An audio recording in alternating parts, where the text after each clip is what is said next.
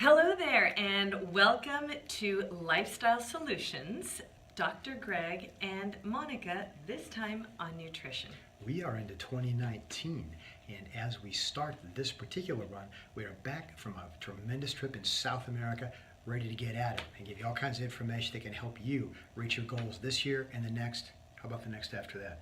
As long as you want. So Let's be greedy for results. Exactly, and welcome to our YouTube channel. We do want to ask all of you, go ahead and subscribe, tell your friends, ask us, write down your question or comment about the topics that you want to hear in the future. Today we're going to be talking about glycemic index and carbohydrate content. So as many of you know, that we will always say carbohydrates are your enemy, so choose them wisely. Some of the starches are really the worst, such as pastas, as breads, as rice and potatoes. Now remember that vegetables are carbohydrates. Now they're some of the better ones. So go to your broccolis, your asparagus, your green beans, your raw salads, sweet potatoes, and red potatoes. Those are some of the best. Do you know what you just said there, Monica? There is so much to unpack out of that. There is. So much in what you just said. That's the money quote. Now we'll unpack it. Okay. And I want to get into that a little bit more later on, because I really do want to talk glycemic index and what that is, but this is just to let you know that, those vegetables are those carbs. So there's some better ones, some not so good ones. A rule of thought for the vegetables, those that grow underneath the ground, those with roots, those are the ones that are higher in the carbs and the starchy bits. So try to stay away from those a little bit more and have your nice colorful, your green carbs and things. Now fruits are carbohydrates too. And when it comes to fruits, it's the berries versus the apples, the bananas and oranges that have a lot less carb in them. Now, what exactly does it mean when we're talking carbs versus glycemic index? What exactly is the glycemic index, if you want to explain that? It's really a measurement. Fancy words. Every profession needs jargon, so you think we're like really smart and well educated. And when you go to medical or law school, pay big to get that kind of verbiage. But what it really means, how fast, it's a measurement, kind of an agreed on measurement on how fast a carbohydrate converts to sugar itself. So your body basically runs on glucose, which is a kind of a sugar. It's close enough, all of that. But glycemic index means they're like paper clips. They're like little paper clips. When your body has got a starch, one paper clip is one little sugar bit. That's what we do, like digest individual paper clips. But they're linked together, 1 or 2 or 10 or 100 or whatever. The glycemic index is kind of a measurement on how many paper clips there are. Your body, what it's trying to do is take your food, chop it down, link by link by link by link, unhook them until it's one paper clip. That's what your body can use. So a glycemic index, sugar is 100. That's just a value. That means it's real quick. You take in sugar, that gets into your blood. One of two things happen. You use it for energy, or if you have too much, you store it as fat. That's insulin. We'll get that later on. That's the thing. Any and all carbohydrates that your body does not use, that's exactly what they do. They're stored as fat, and they're converted to sugar, and where is all the excess sugar stored? In your fat stores. So Continue. Just need to get that in. It's that. So sugar is rated at 100. Interesting one. Then you get other ones. They take a while. And that means if you, for example, if you just are a runner, you need quick energy, you go to the gym, maybe not powerlifting so much, but doing a lot of work. Sugar's good. You need it. You take that in, converts, you get yourself a firecracker burst of energy. But the other part of that is that if you do that at the wrong time, your energy goes up, your energy goes down. If you don't use that, then you get what's called the sugar crash, which we're going to talk about in more detail in another video. And then you're kind of left.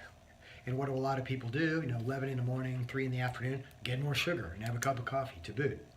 Other things, such as black beans, for example, they've got a low glycemic index. It's a bunch of paper clips. So your body goes to work to digestion, but rather than having a whole bunch of individual, it unhooks one, gives it to your body. Unhooks another one, gives it to your body. So it's like a trickling effect. So think of it almost as time release. Time release. You know how in Best way. vitamins, with Time vitamin release C, for sugar. example, Yeah, you'll get the the one that just goes straight ahead, which unfortunately a lot of times your body can't assimilate or can't take all at once, so you're peeing a lot of this stuff out. When you're time releasing something, it gives your body a little bit more time to absorb or to utilize. You should and that's patent exactly. that. I've never heard that time release. I've never heard time release carbohydrate or time release sugar. There It's you go. Perfect. Okay. So think of that when you're thinking of these. So another one, you were talking about the beans. Another one would be, for example, your steel-cut oats, that oatmeal. Whereas oatmeal is very high in carbohydrate, but because it's very low in glycemic index, your body can handle it, and it'll allow you to stay with those carbs and with that energy during a longer period of time. Mm-hmm. Where is this so important? Well, if you're diabetic, for example, with that you have to be very, very careful because you don't want those spikes Right. up and down with blood sugar levels. And so this is where the glycemic index comes in really big. One other thing to say, that a lot of things are a constant. There's tables for this. You look it up, you want the lower ones, like 16 below, 50 or below. With those, they're not as sweet. They don't taste anywhere near as sweet because you don't get that sugar hit right away. So like beans don't taste as sweet as sugar does. The other part, for example, carrots and baked potatoes. If you have a raw carrot and a raw potato, which no one eats, if you do that, they're not that high in glycemic index. Cook them. If I remember right, good cooked carrot is right up there with sugar or more, and baked potato just escalates. So you have to look a little bit to be a little bit savvy on how you prepare your food, what it does, because the cooking can change the chemistry. On that note as well, and correct me if I'm wrong, but for example, some of the fruits that may or may not be more mature, greener versus they've been around for a while. Take a banana, a green banana, and then take a banana which is now brown. My grandfather used to love, he would not eat bananas unless they were just gooey and ooey, and that's not me. I like the ones that are almost a little bit hard to chew because they're green, but once again, a lot of that in that maturity, it's almost like, I guess, fermenting or so, the sugars. It's converting little Right, by little. Yeah. right, exactly. So these are the things, and so I want to leave you with, when it comes to low glycemic index, most of your fruits and vegetables are lower, your beans, your minimally processed grains, even your pasta and your low-fat dairy foods and nuts.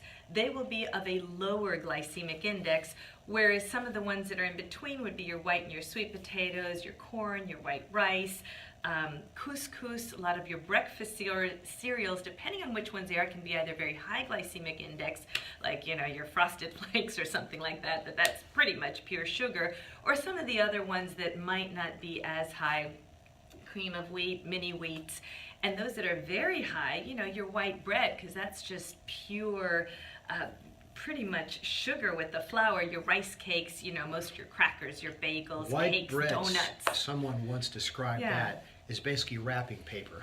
It's basically wrapping paper for something hopefully is kind of good. And many, not all, but many pastas are like that. They're like sponges. They're filler. There's not much in them. They fill you up. But you can get a sugar spike. You can tell kind of a high glycemic food. There's a test. Oh. You see after you stuff yourself full of something, see how hungry you are later.